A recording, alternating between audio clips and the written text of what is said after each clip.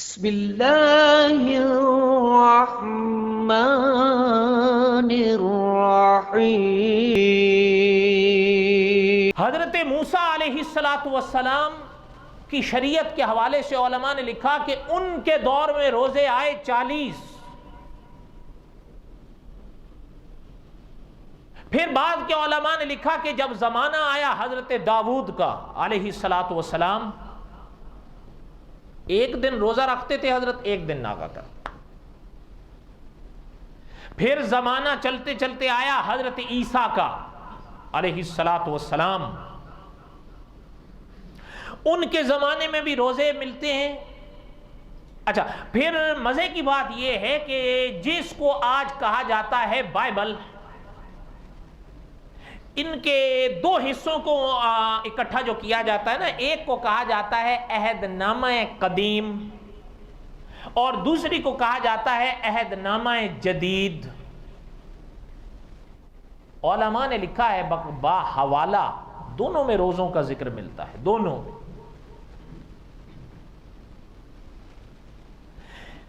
بلکہ ان سے بھی پہلے کتاب میں تو ان کے بالکل آخر میں، لیکن دور ان کا بہت پہلے ہے، جس کو ہندوستان کی قوم ہندو کہا جاتا ہے۔ مولانا انوار الحسن شیر کوٹی رحمۃ اللہ علیہ نے اپنی اس کتاب کے باب میں بالکل آخر میں ان کا ذکر لکھا ہے، لیکن ان کا زمانہ تو بہت پرانا ہے۔ ان کے دھرم میں بھی روزوں کا ذکر ملتا ہے۔